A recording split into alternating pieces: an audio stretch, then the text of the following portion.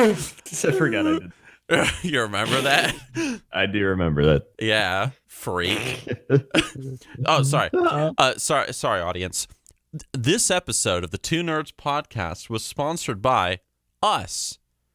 Get your exciting Nixxiom related products. We've got some new ones on the way, by the way, down in the description below. And if you're a lazy person, kind of like a sloth, then get your amazing Kren Sloth related thingies to support Kren Friend down in the description below too. It's krensloth.com. It is. And we're actually working on t-shirts. Oh, really? Yeah, so we're still gonna have sweatpants, but it's getting like warmer out, so we're like, we can do a t-shirt. We might bring back some of the old ones. Oh, okay. Yeah, we're currently working on, us at Nixxiom Incorporated. We're working on 3 new shirts, like 3 new designs. And I'm not spoiling anything, obviously, but I'm pretty happy with them, and I'm excited to see how they'll turn out after the artists are done with them. So more updates on that coming soon. But we ain't here to talk about shirts. Oh, well, we kind of are, but yeah. but no, we're not here to talk about shirts. We're here to talk about something even better. Are we though? Yeah. Do you want to introduce like today's topic for the people? Yeah.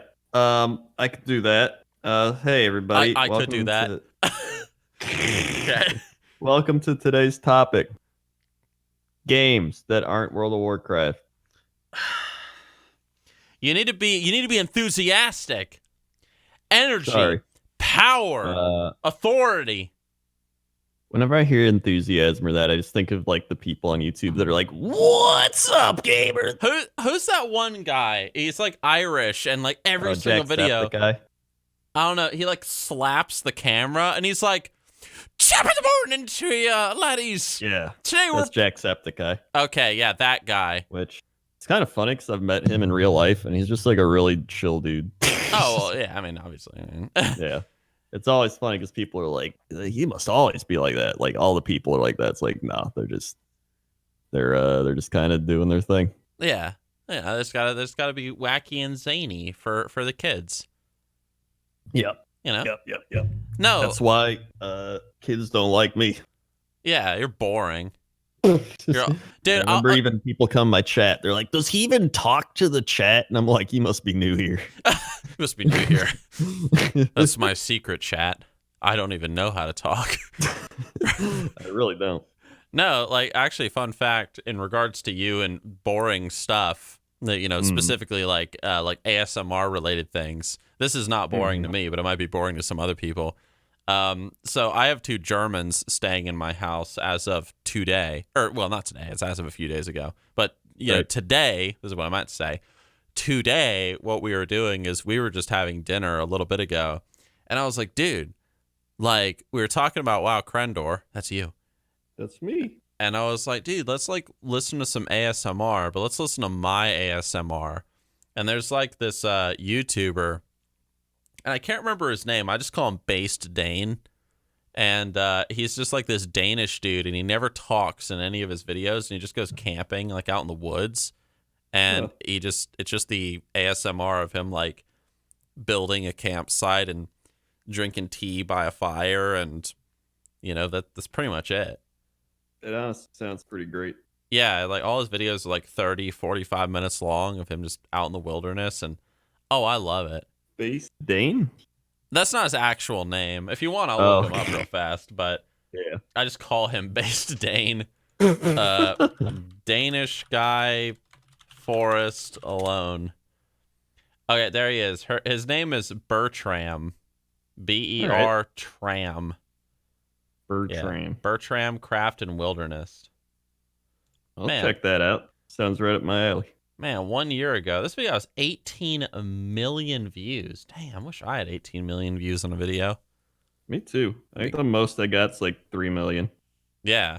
Hey, we're supposed to be talking about games. I say that, it's like, man, I only got 3 million views. I've only got 3 million. Yeah. Man, I've only got an 11-inch penis. Like, God. Like, only it was 20. Exactly. No, we're going to talk about like we talked about WoW, right, guys? You know, we talked about like the love for WoW and blah blah blah. But what about like other games, like dope ass bombing, like pimpin' games that we've played over the years, either as children or just whatever. Like, what are the best games you've ever played other than like WoW? And so I figured that would be an interesting topic for today's episode. I think it's a good topic as well because I'm trying to get some more games to play that are old games. There you go. Well, I've actually played a lot of older games. Okay. Well, I'm gonna start this this like little session off by talking about one of my favorite games of all time. All right. And that is, and this is a classic. It's one of those games where it's like, if you didn't enjoy it, like, what's wrong with you? Knights of the Old Republic 1 and 2. Ah. Yeah. Did you ever play KOTOR growing up? I never actually really played it. Really? You should. Like, they're fantastic. I think I have it on Steam, but I just never played it. It's like, so the first Knights of the Old Republic game, here's the thing about 1 and 2. Right. Knights of the Old Republic 1 has like in my opinion, it has a much better gameplay, and like everything is more like polished and well-rounded. But Knights of the Old Republic 2 is it's like miles ahead of the first one in terms of story. The first one's story, I mean, it has the greatest twist in all of video game history in it. No spoilers. So what actually is like the game itself? Because I always hear people go like, "Oh, KOTOR, oh yeah," but I don't actually like know. I just know it's like Star Wars RPG. Yeah, it's a Star Wars role-playing game, and it's set back in the Old Republic. So this is like a few thousand years before the movies, and this is like during a time when there's a it's like I don't know if this means anything to you or anybody else, but the Mandalorian Wars have just ended, and there's sort of like this very like tension-filled peace in the galaxy between the Jedi, the Mandalorians, and also like the Sith. And it takes place before Star Wars: The Old Republic, which is the MMO, when you have like an explosion of like millions of Jedi and millions of Sith like running around. But yeah, you play as a nameless character, and you go through this like big crazy fucking story, which again, no spoilers, but there's this massive twist in KOTOR 1 that blew everybody's mind back in the day, and it's still fantastic storytelling to this day. And it's one of those games like you just got to play it. Like it was so good that it was one of the reasons why I got an Xbox or wanted one so bad back when I was a kid. And I got it. And then my friend, he had played through it a few times, and he actually gave me his game disc. And I accidentally broke it one day after I'd beaten the game once or twice. And then I went and rebought the game, played through it like another time, or maybe like 2 more times, I don't even know.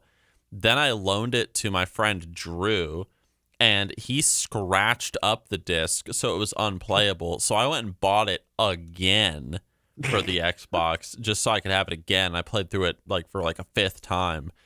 And the second one, I'm going to put it this way. Like the first one, if you're just a gamer in general, you'll love it. The second one is a bit slower paced, but if you're like a big fan of like really deep storytelling, it's the second one. Like that's your game. Okay. 'Cause like, dude, it was like KOTOR 2, it's like they said to the writers of KOTOR 2, oh, hey, write this like Star Wars game. And they were like, oh, shit. And they wrote this like super deep, like philosophical, like whatever, like psychology book of a game. It gets pretty deep. But yeah. Yeah, definitely play KOTOR 1 and 2 on stream if you ever get the chance. Although I have streamed KOTOR 1, and maybe there's like a patch or something, but it had some issues with streaming on Twitch. But I think you'll be able to figure it out. All right. Yeah, it just doesn't have like that windowed borderless or whatever. How long does it take? It's like 20 hours or something. To beat it? Yeah. Yeah, I would say maybe like 20 hours. All right. Something like that. It depends how like much you go into like the lore and dialogue. Yeah. Yeah. Which you probably will go into it a bit. Yeah. So, yeah, man. KOTOR 1 and 2. Love it. Hit me with a game, Krendor. All right. I'll go with one of my classic staples everyone knows I love, and that's Banjo-Kazooie. I knew you were going to say that. It's seriously one of my favorite games of all time. And it's another where like I've played through it I think 3 or 4 times now. Yeah. And I still love it. It's like when you play through a game that much and you still love going back to it and playing it, I think that's usually when you're like, this is a good game. Well, here's the fun thing. I've played Banjo-Kazooie, but it was when I was very young. Yeah. I remember like a lot of the sound effects from it, like whenever you would like, what would he do? Like the bear man would like, balance on his back, and then like the bird would like run instead, and the bird would go like Yeah, that's like, the Talon Trot. Yeah, like I remember a lot of the sound effects of the game, but I don't really remember like what the game is about other than like collecting puzzle pieces. Right. So the game is pretty much the bear's little sister gets stolen by a evil witch. Yeah. And the premise is kind of weird because the witch is trying to like transfer the kid's youth to her. Okay. And then she gives the kid her like ugly old witch thing. So like if you lose, it shows the Banjo sister morphs into like some like ugly ass like orc girl, and she's like and then the witch walks out and she's like really hot and she's just like, oh, I'm young now. And everyone's like, whoa. But it's weird because it's it's like the fountain of youth thing or something. Back when games were simple. Yeah. So that's the premise. You got to save your sisters. So you set out and you go into the witch's castle, and the witch pretty much sets up her castle to be like a maze to get through, and you have to get through this maze by completing these different worlds and getting puzzle pieces. Okay. So you get like one right off the bat, and you're like, oh, look, you discovered Mumbo's Mountain, and you jump into the picture, and you're like, woo, and you go through that world. And you get puzzle pieces, then you go to the next one, you like put that puzzle together, and you pretty much just keep getting puzzle pieces to build the puzzles and go to that world. Yeah. And then you eventually get to the end, and you're like the top of the tower. You fight her up there. Okay. So you're making your way through the castle essentially. Okay. But what I love about it is just how many different worlds you get to go to. I love how they're like, here's the desert world, here's the snow world, here's this, that. So you get a nice variety. And then you also get just a lot of really funny characters. I feel like there's just so many goofy little characters, even side characters. Like there's one quest where you have to feed you go to this, one of my favorite worlds is Four Seasons. It's called Click Clock Wood. Mm-hmm. And so you go there in the spring, and then once you're done with spring, you go to summer, and then you go to fall, and then you go to winter. So you play the same level in different seasons. And I always thought that was just a really cool concept. I like that. Because you'll go help this squirrel, and in the fall, he's like, oh, I'm gathering nuts. And so you like help him gather nuts, and he gives you a puzzle piece, and you go back there in the winter, and he's just like really fat sitting in his room. He's like, oh. So it's like the little things like that, where I'm just like, oh, that's funny. So they just have really good character design. They have really good music. The controls of the game are really good. I always love the way it controls and the way they introduce mechanics and everything. And it just feels like a very complete game. I think that's what it's like. It's a complete game, and it's a nice little story. Okay. Neat. Yeah. Yeah, I mean, I'm a really big fan of the I don't even know if there's like a fancy internet term for it, but these sort of pre-DLC era of gaming. I am too. Yeah. And I'm sure there's a lot of people who are like, oh, it's your nostalgia or whatever, but like I don't No. even think that's a nostalgic thing. I think that's literally, when you got a game, that's what you got. You got your Yeah. game. Like Yeah, they're now people expect to have to like buy DLC and everything. And it's like back then you got the game. And that was it. Yeah, no, it's definitely not nostalgia. We're right, you're wrong, period. It's in the literal fucking Bible, yo. Genesis 1:1, bitch. Like, thou shalt not DLC and microtransactions. Okay. Yeah. And then there's also Banjo Tooie, which was the sequel. Mm-hmm. A lot of people love that one, but I don't think it's as good as the first one. It's longer and it has more stuff in it, but it feels a little more I don't know what's the word, like discombobulated. Okay. Like you have to go like back to different worlds you were already in, and you gotta be like, oh, I got this thing, so I gotta go back to the Aztec world and put this thing here, and then I gotta go from there to World 3, and it like has you going all over the place. And I remember I told Grant Kirkhope that, and he was like, yeah, it's kind of all over the place, but it's still a good game. Yeah, But I just like the first one more. I actually, sort of in that same vein, an old game that I really enjoy that I think everybody kind of enjoys. It's another Star Wars game. It's Star Wars Battlefront, but everybody loves the second Battlefront game. I'm talking about the OG Battlefront too. But I actually am one of like, I guess the few people that really prefers the first one to the second one. So maybe in the same vein as your Banjo-Kazooie versus Tooie. Yeah. Yeah. A lot of it's just preference. Some people also, play it when they're younger and they really like it a lot more. Yeah. Like when I went back and played all these old games like Banjo Kazooie and Tooie and Donkey Kong 64, like all the rare ones, it was fun because you have all your nostalgic memories, but then you play through it and you're like, oh yeah, that's that, or like that's the thing. Like I remember there was one in Donkey Kong 64 with Lanky Kong. Okay. And he had his trombone, and he'd always be like, and he would play that. And I remember at random times, I would just have that little like song in my head. And I was like, I don't know where that's from. And then when I played that again, it was like a revolution. Yeah. Or revelation, not a revolution. A revolution. It was a revolution. Yeah. And I was like, oh my God, that's where that sounds from. And it, and then the rest of the game was okay. Donkey Kong 64 it's okay, but it's still a fun game. Okay. Definitely not Banjo-Kazooie. Okay. But honestly, a lot of the old rare games are just really good. Yeah. Well, I'm going to counter your Banjo-Kazooie with another game. I'm trying to do different genres for each. Okay. So I'm going to hit you with a strategy game. Right. One of my favorite games growing up, and I played the living shit out of these two games. Both different, but it's just the exact same game with a different skin.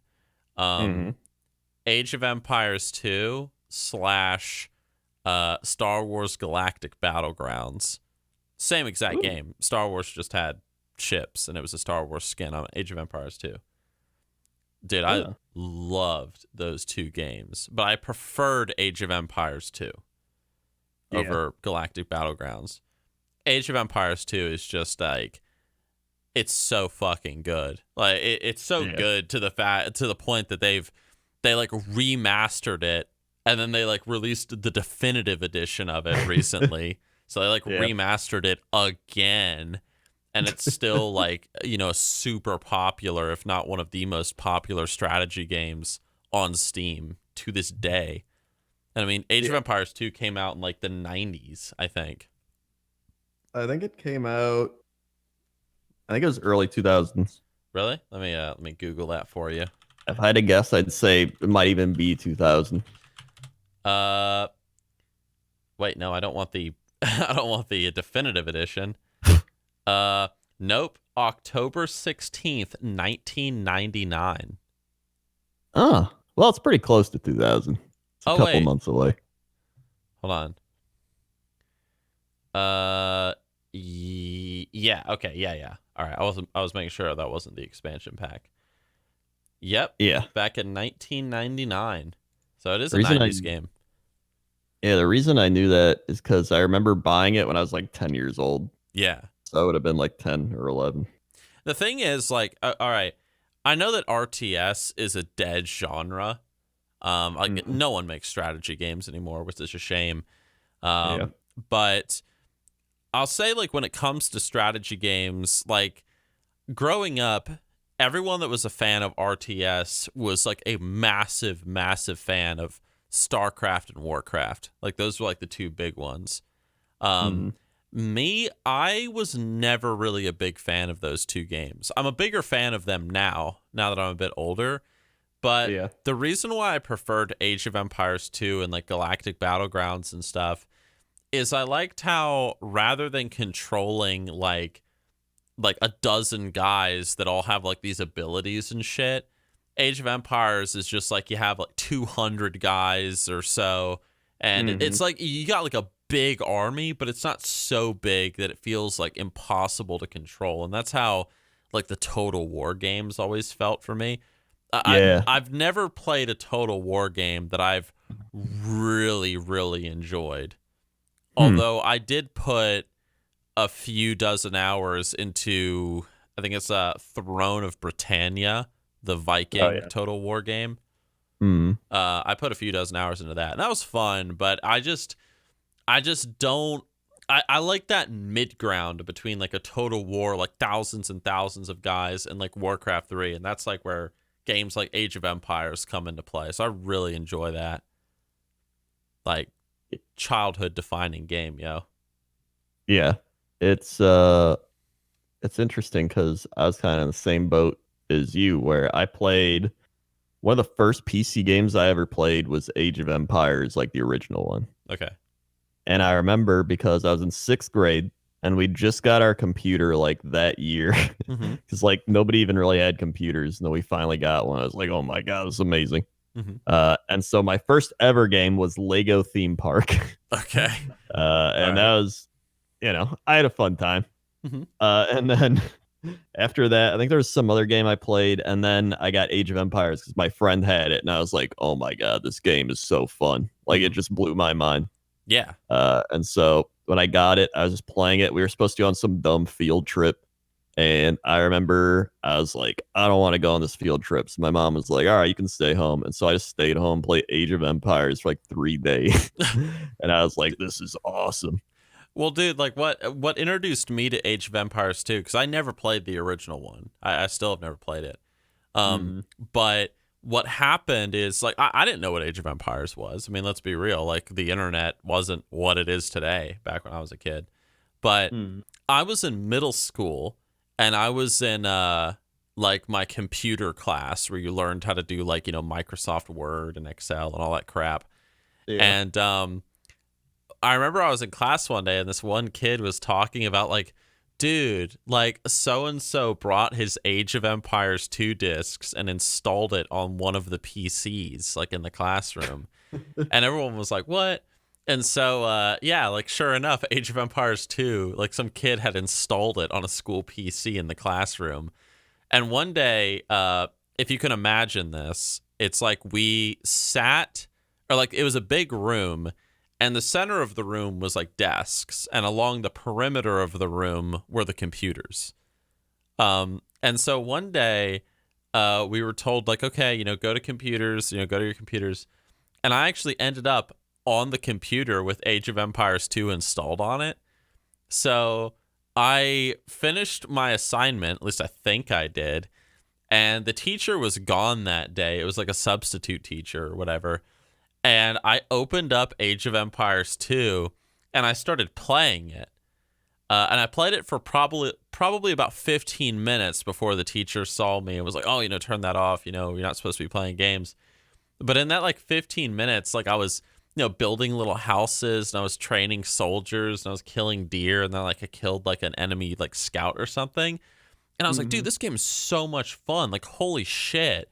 And then the next time me and my mom went to Walmart, I saw it in like the PC game section. And I was like, dude, I gotta get that game. And I got it, and it just immediately became a classic for me.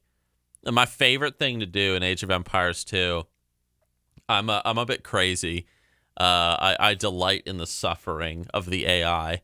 So what I'll do is I'll play. I don't know what it's called on Age of Empires 2, but on Galactic Battlegrounds, it was called Forced Deployment, where essentially there's a giant fucking island in the center of the map, and you start on a tiny island, like every other player. Mm-hmm. And so what I would do is I'm on my tiny island, and I would build a big old fleet of ships, and I would sail these ships over to an enemy island and literally just encircle the tiny island with boats and just blockade it so they couldn't leave their island. And eventually, like, they would run out of food and resources and everything trying to break my blockade. And then only then, like, late into, like, the late game, would I send my guys to their island, and all you would see is just this empty island with these workers standing around with nothing to do, like 3 soldiers defending the town hall, and it's just like all the farms are exhausted, and it just looks like a land like struck with famine. And I loved it, and I would just slaughter them without mercy and take their island. Yeah, that's what I would do. It's my favorite. It's interesting because I was gonna say, in terms of RTS games, that was my first RTS game, was Age of Empires. But then I played Age of Empires 2, and then I played Empire Earth, which was from the creator of Age of Empires, and it was like Empire. It was like Age of Empires on steroids because it had 15 ages. I don't know if you've played Empire Earth. I have not. Yeah, I played Civ. It's more of like an Age of Empires game. Honestly, you might like Empire Earth because it's pretty much Age of Empires, but they have so many ages. Like there's prehistoric age, and then it's like the Stone Age, the Bronze Age, the Iron Age, the Medieval Age, the Imperial Age, the Industrial Age. Like you literally go through time. It was like World War I, World War II, and then you get to the Space Age, you get robots. So like some people would specifically play only the medieval age. Some people would play only the industrial age. Some would only play the modern age. Some would only play like pre to space. You'd like race through time and be like, oh, I got my medieval units, and someone else has guns, and you're like, ah, shit. So, dude, quick story about that. All right. Dude, all right. I remember when Civ 5 came out. Remember Civ 5? I remember Civ 4. Or maybe it was Civ 4. It might have been Civ 4. All I remember is one of the Civ games, one of the recent ones, there was like this bug that was like present in the game near the beginning after launch. And what would happen is like, I think it was Civ 4. I just remember I was playing one of the Civ games, and I had advanced into like I had gone from the Stone Age all the way into the nuclear age. Like I literally had like New York City like all over like the map, like in my territories and shit. Like there's buildings everywhere, rockets and all that crap. And all of a sudden, like I'm fighting this war against like another like player or like another AI dude. And like, we're shooting like cannons and shit at each other, missiles. And all of a sudden, your city is under attack by barbarians. And I was like, what? And I like panned the camera over. It's like a bunch of loincloth wearing barbarians were attacking one of my cities and like looting it. And I was like, you've got to be kidding me. It was like the equivalent of like some like freaking tribal like warlords like attacking New York today. And so I just like sent like a little thing of like riflemen down there and just blew them up. So you reminded me of that. Yeah, I think like anytime that happens in a game, it just creates like funny scenarios. Yeah. But like I even remember Empire Earth was one of the first games I played online. So it was like 7th or 8th grade. So probably like 2002, 2003. Because I remember when I first started playing it, I had dial-up internet. Yeah. Oh, so, yeah, the best. I'd be playing, and my dad'd be like, "I'm trying to call grandma." And I'm like, "I'm in a game." Yeah. But it was just, It is great. I love that game. Probably one of my favorite games. I've played it on stream. I have some VODs of me playing it. So honestly, if you type in like Krendor Empire Earth, you'll find me playing it and being like, oh, nostalgia. But I love just all RTS games. I played Rise of Nations. Loved Rise of Nations. Some other RTS games in there. Command and Conquer.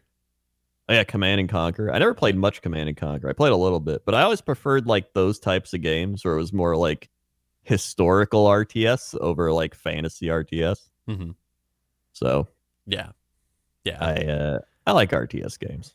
Yeah, the only kind of strategy games I'm not a big fan of, like, I like Civ, but I'm not the biggest fan of turn-based strategy. Yeah, like I like Civ too, but it takes a long time, I feel like. Yeah. And after you play for like 3 hours and you get to a certain point, you always feel like somebody's winning and you're like, well, they're going to win. Yeah. Especially if you're playing with like that one friend who just takes forever. Yeah. Like me, I end my turn and I already know what my next move is going to be. They're like, "Oh, let me think." It's like you had my whole turn to think. Come on, man. Give me a break. Like, no, dude, I'm strategizing. That's why it's called a real-time strategy, yo. Like, oh, come on. I want to hear it. I'm using my strategy, okay? I'm just using my brain. Okay. All right. Age of Empires 2. Hit me with another one. All right. Let's see. Well, I guess I kind of just talked about Empire Earth and all those. Try to do a different genre each time. All right, I'll do a different genre. Okay. Going back to RPG, I actually played a lot of MU Online. Okay. So MU Online was kind of like if you took Diablo, put it online, and made it Korean. Okay. So if you look up MU Online right now, you will see a janky ass looking Diablo style game. Yeah.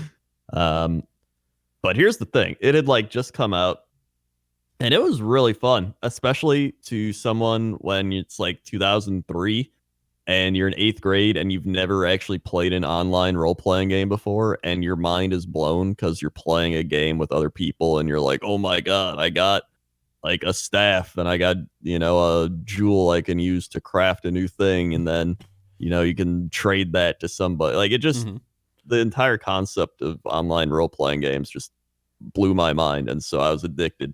Yeah.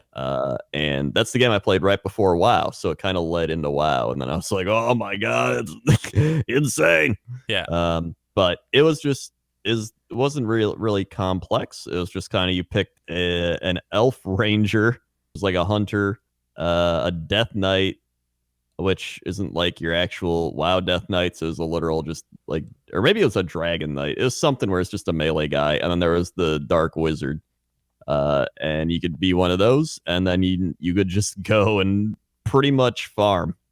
You would just grind and farm and power level yourself by doing that, which, right now it seems like it'd be boring just sitting there farming and picking up loot and grinding, but that's kind of just what happened. And at that point in time, there wasn't any like buy a boost to get more experience or buy a boost to get anything. It was just that's what you did, and the person that did it the most got things generally. Well, you could get lucky and get stuff, but you know what I mean. And then, a few years into it, they started being like level boost, experience, and then you're like, all right, whatever. But the initial like year or two when I was playing that, it was just really fun. Yeah, let's see. There was something I was gonna say. I'm trying to remember what it was. I've never played Emu online before. The game that I played before a WoW was RuneScape. Like, I did play a little RuneScape. Yeah, RuneScape was, I mean, I just spent my time scamming people. Like, it was amazing because because everybody's monitors were so small and the resolutions were so shitty, you could easily take like a sword, like a runed long sword, and then like a wooden long sword, and turn them into banknotes, And then like they pretty much looked exactly the same, like on the monitor. And so what I would do every single time is I would be like, oh, selling runed longsword for whatever amount, let's just say 2,000 gold. And then some dude would be like, hey, I'll buy it. I'm like, okay. So then they'll come up to me, they'll open up the trade window, I'll put up the banknote with the runed longsword, and then I would cancel the trade after he put up the money. And I would say, hey, like, I'm just being real here. I'm kind of new to this game, and I don't really know, like, what this is actually worth. Like, is this a good price? And keep in mind, I don't remember the numbers, guys, so just, I'm making up numbers here. Keep in mind that like a runed longsword would have actually have been worth like, let's say, like 5,000 gold. But here I am trying to sell it for like 2,000.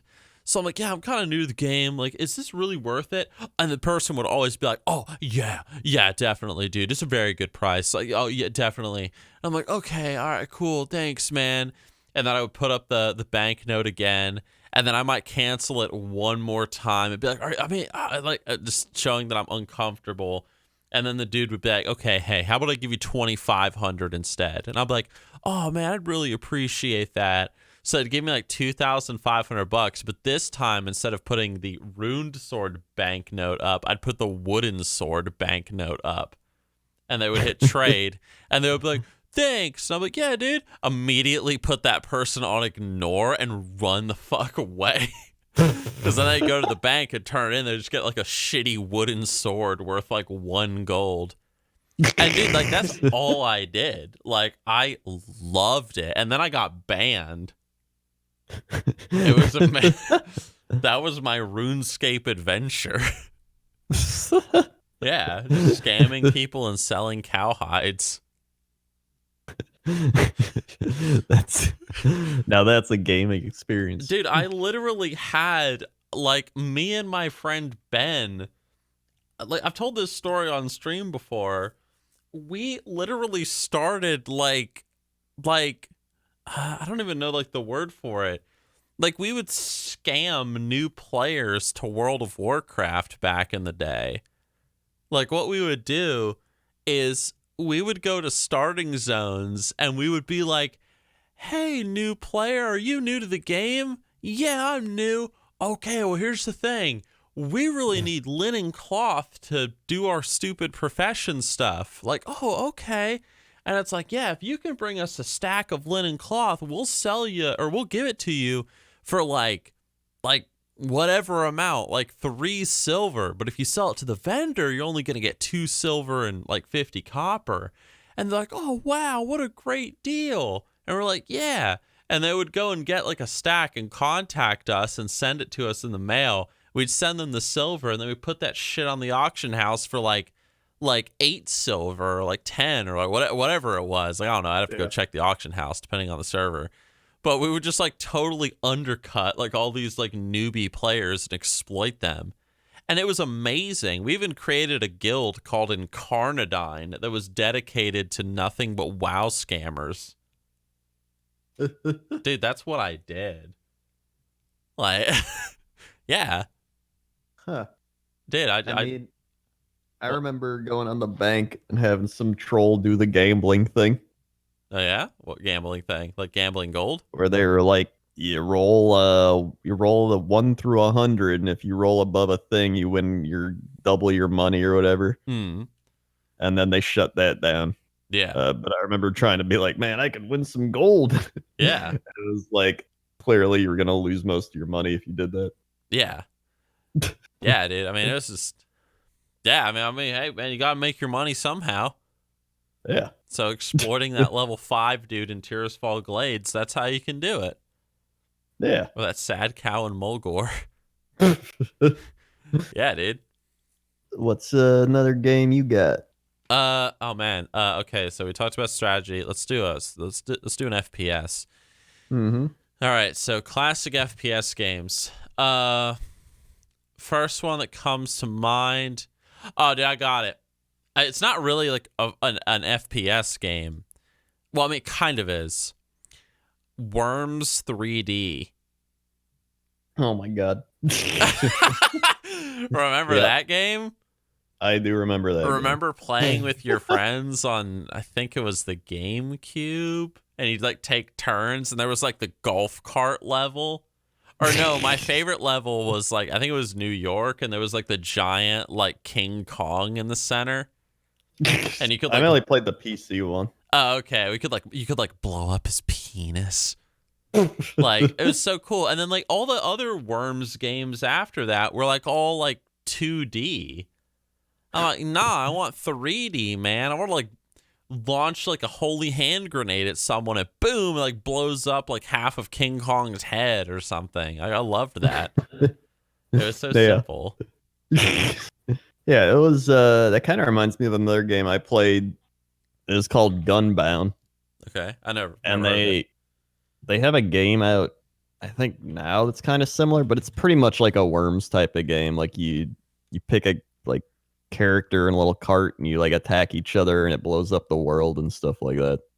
I'm pretty sure it's based off of Worms. Okay. Neat. So no, I've never played that.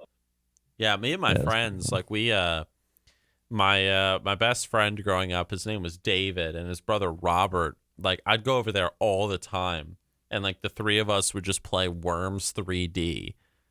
And I remember one of the best, like most embarrassing ways to die in the game was the poke, where it's just like it's not even a weapon. It's just you just go poke, and you just like poke someone, and you just like push them like slightly, and then you like they would get blown up by a grenade and land next to your character, and you're like, oh, you know what's coming.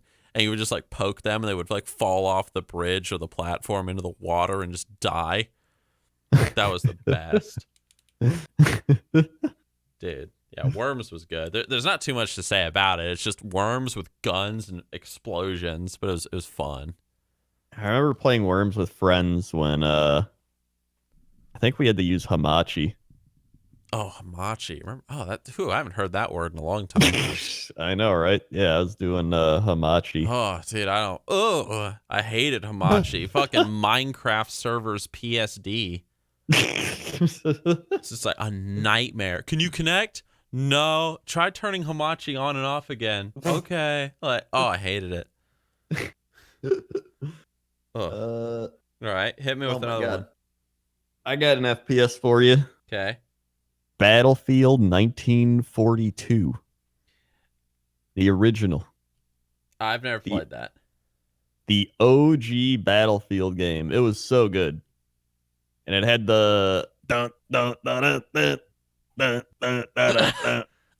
And it was another one of those things where there wasn't really a big FPS game like that out at the time that let you play with like 40 people or however many it was. Mm-hmm. But it was so cool just for the first time being like, oh my god, I can fly in an airplane and fight other people. I can get in a tank. I can, run across this giant ass map.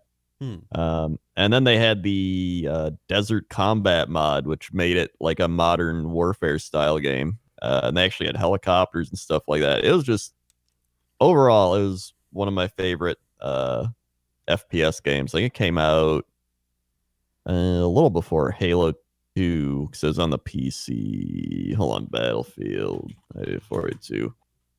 Came out in 2002. That sounds right. So yeah, I'd be in like 8th grade, 7th grade ish. But I remember getting it and playing it for like Christmas, and I was like, dude, this game's so good. But yeah, it was fun. Yeah, I never really played the Battlefield games growing up. I only started playing Battlefield when they released oh god, what was it? It was the Battlefield game that like blew everyone's mind. It's when they first started using the Frostbite engine. Oh yeah. Yeah, like that one where it's like actual gameplay footage and it looked so fucking real and everyone was like, "Oh my god." Yeah. I remember that.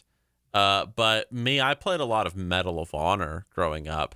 Oh yeah, I played Medal of Honor too. Yeah, like I remember I had one game. It was Medal of Honor European Assault, I think it was. Yeah, was that the original one? Maybe. I'm not sure. I just remember I owned it and I would play it, and I remember I could never beat it because it was too hard as it like got like later into the game. Or maybe I just didn't care enough. Like I honestly don't know. But I remember playing a lot of Medal of Honor European Assault, like with my friends. Like we'd play together, and like I would always beat them, and that was fun. And they would beat me, and then I wouldn't want to play anymore. You know? Yeah. But looks like the original was on PlayStation in 1999. It's another 1999 game. Yeah, and then I don't think I played that. I think I played the Allied Assault. That's the one I played. Medal of Honor Allied Assault. That's the one where you like storm the beaches of Normandy right off the bat of the game, and it's actually a really cool like video game intro, because you just start out and you're just like running around. And it's like da, da, da, da, da, and you're like getting shot down. You're like, oh god, just running around. Whee! You gotta like make your way up to the bunkers, and like that was actually really fun. Yeah, it was 2002. And that was on PlayStation 2. I remember. European Assault was 2005. Okay. Neat. So a few years later. Well, I had that game. I played it. Yeah. Man, that was a good game. I think I did play that too. I have another game for you. All right. Jurassic Park Operation Genesis. The original game that Jurassic World Evolution is based off of. The good version. Let's see. It's a Jurassic Park theme park builder game. Oh yeah, I see that. Yeah, Jurassic World Evolution, like the new one that came out like a year or two ago, like it's fine, but like it's nowhere near as good as Operation Genesis. It's like comparing Roller Coaster Tycoon to like the modern one. Yeah, like one of like the best parts of Operation Genesis was just like all like the dinosaurs acted so real. Like they shit, they slept, they hunted, they did whatever, they socialized with each other. In Jurassic World Evolution, the dinosaurs just kind of like walk around. They don't sleep. They don't like really do anything. They'll kill each other with the same animations every single time, so it gets boring really fast. But I mean, Evolution it looks pretty, like it looks cool, but I'm more of a fan of Genesis. I put so many hours into that game because growing up as a kid, I was a huge fan of Jurassic Park. And, creating like the theme park, and then all of a sudden a tornado goes through, and then the velociraptors have escaped, and they're like killing all the park guests. And you're like, oh shit. And you have to get in the helicopter and like do your best to tranquilize them, like while flying in like rough weather. I mean, it was amazing. I loved it. You played Evolution on stream, didn't you? Yeah, I did. Yeah. It was pretty fun, but like, yeah, it wasn't like the best game or anything, but it was fun. Yeah, it lacked a lot of stuff that made Genesis so good. Yeah, like even, I don't know, it felt like Evolution felt like more money focused rather than like dinosaur focused. I don't know. It's I'd have to like go back and play it again to like articulate my thoughts. I just remember not being as happy with it as I wanted to be. Yeah. Well, that's one of the problems with just modern day games and remakes and stuff is anytime they make a game nowadays, it's like, well, we gotta add DLC. We gotta add all these things. It's another way to make money. And it's like, I don't mind it to a certain extent, but it gets to a point where it becomes too much, or it becomes almost the focal point of what they're making in the game. Exactly. Yeah, like whether you're like or how should I put this? Yeah, as long as it's not like overdone too much. Like it's yeah. And speaking of things being overdone too much, Crensloth.com and the Nixxiom Corner Store. Yes. I was actually trying to like think of like a way to like segue that into like a joke, like these fucking people always like pushing their stupid like products. Hey, speaking of which, like Crensloth.com. I love going to Crensloth.com and buying sweatpants or bundling it with a mug and getting a percentage off. That sounds free amazing. Shipping. Amazing. Yeah, dude. Yeah, and I have one more game because we're kind of nearing the end here. All right, this one is totally out of genre compared to everything we've said so far. I I don't remember exactly what it's called. I think it was called I think it was just called like Balloons. And it was that game on addictinggames.com back in the day, if you remember that. I do remember. It was just a tower defense, and you would build the monkeys, and they would like throw the little darts at the balloons. Yeah. Dude, I used to play that all the time. I love tower defense games. I'm so simple. I think I played a game on there too, and I don't remember what it was called, but it was like a tower defense thing.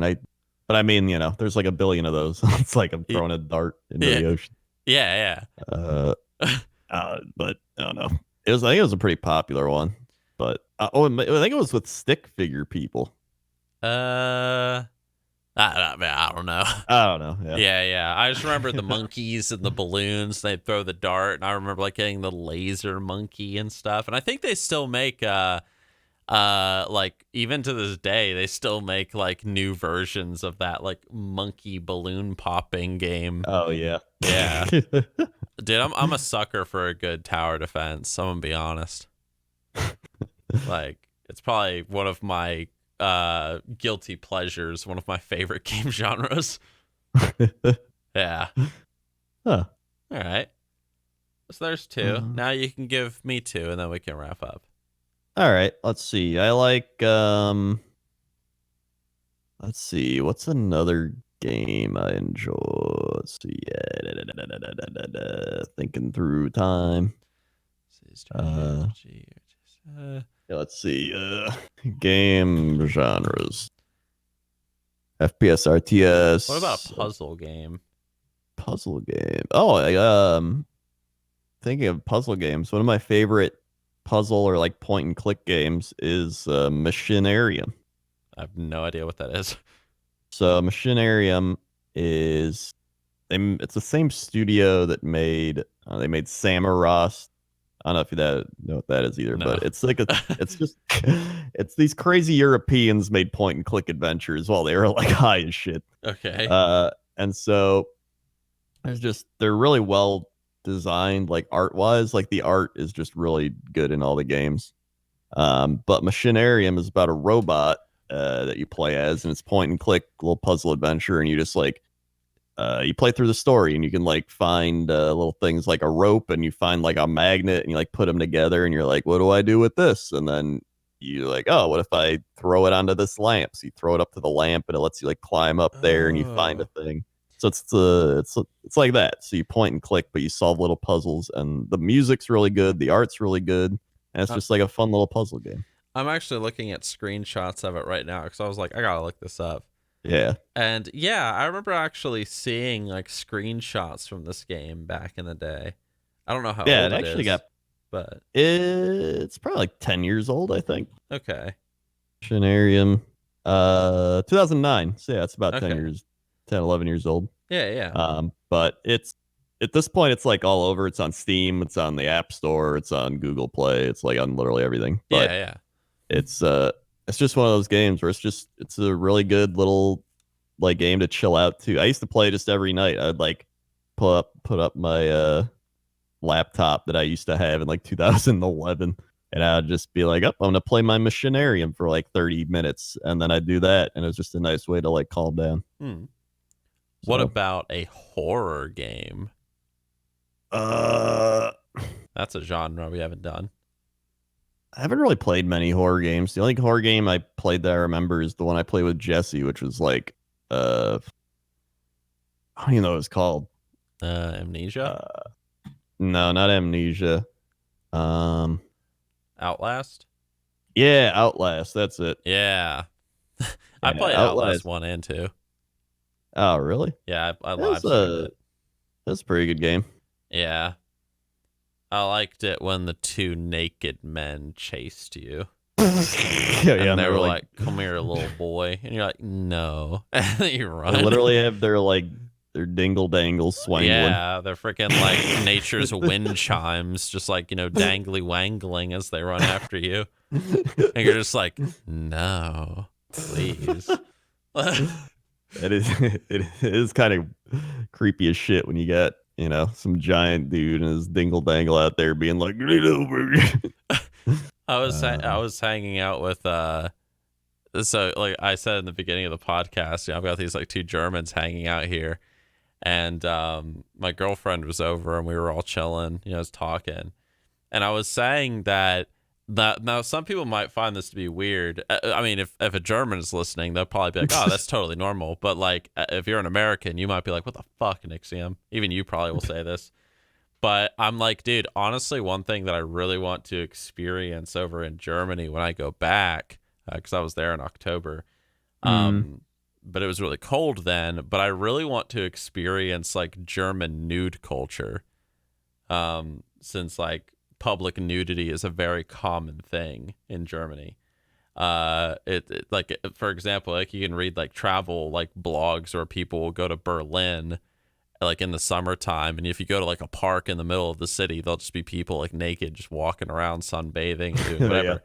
And I'm just like, dude, I just really want to go to like a fucking park in Berlin with like thousands of people walking around, and I just want to like get fucking naked. And I was like, oh, will you join me, sweetheart? When I was talking to my girlfriend, she was like, fuck no. And then the two Germans, they just laughed. And I was like, she was like, doesn't that make you uncomfortable? And I was like, yes, but that's why I have to do it. Why did I bring this up again? Oh yeah, the naked guys like chasing you and stuff. So now I will become the naked people. Such a random thing.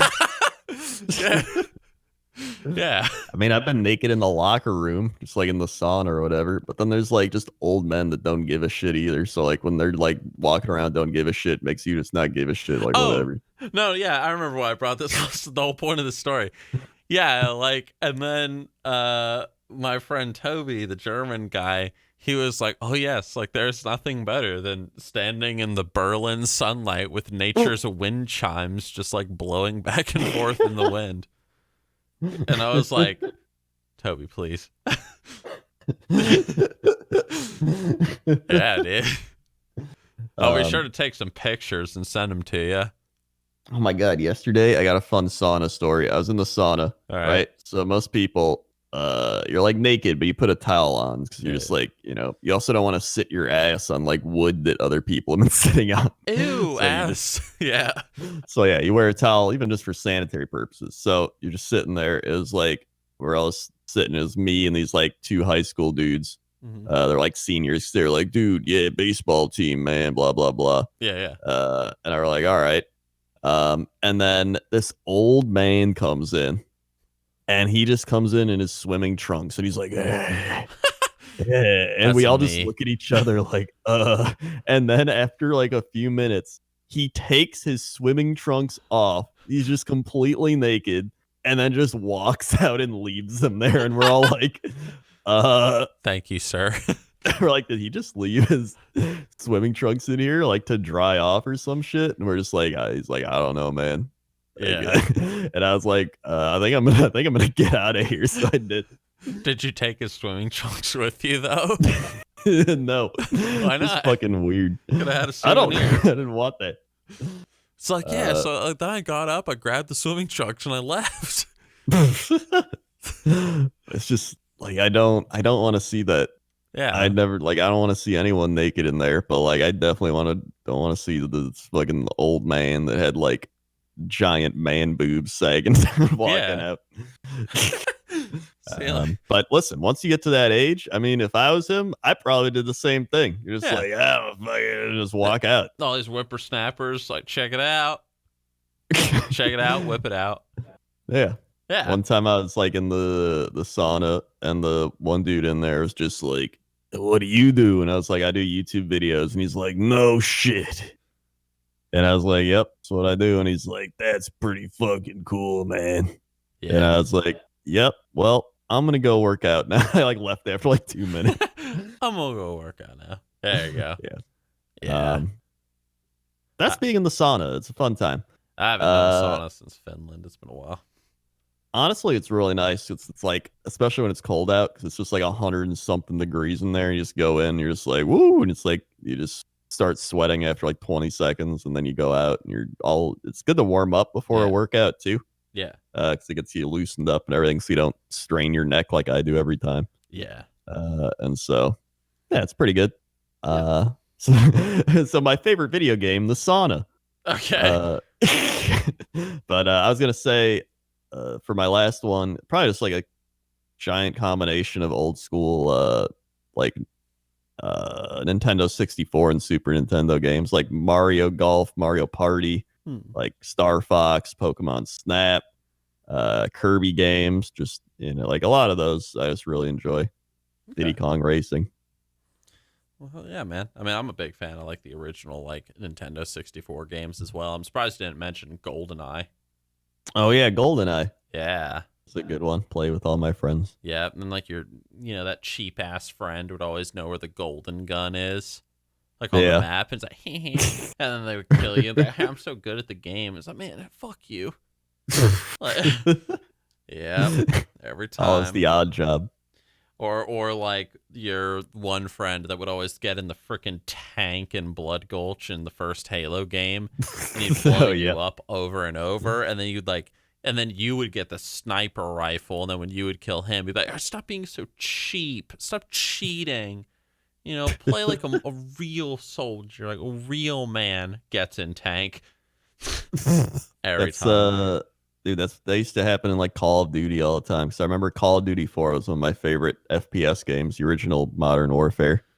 And every time you'd like play it, and you'd like I'd use the M16 sometimes and be like, woo, and you started killing people, and the one guy'd be like, dude, using the M16 is such a weak tactic, dude. Play with a real gun.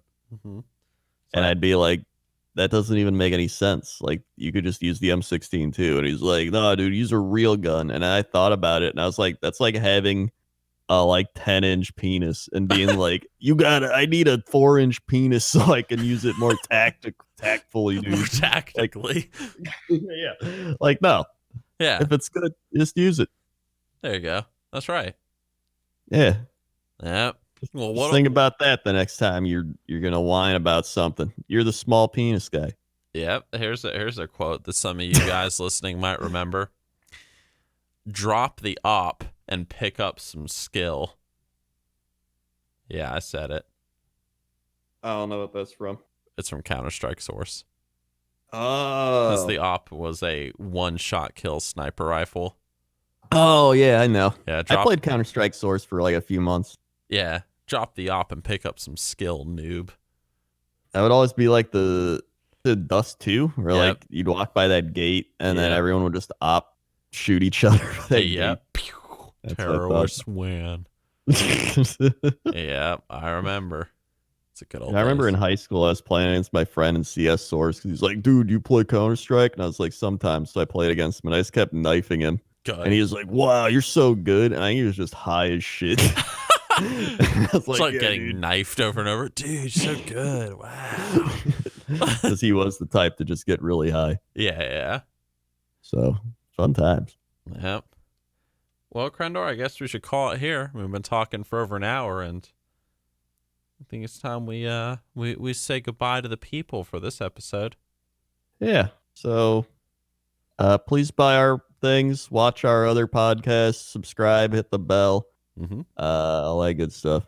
Yeah, this is episode 8, I believe. So we are well on our way to 10 episodes.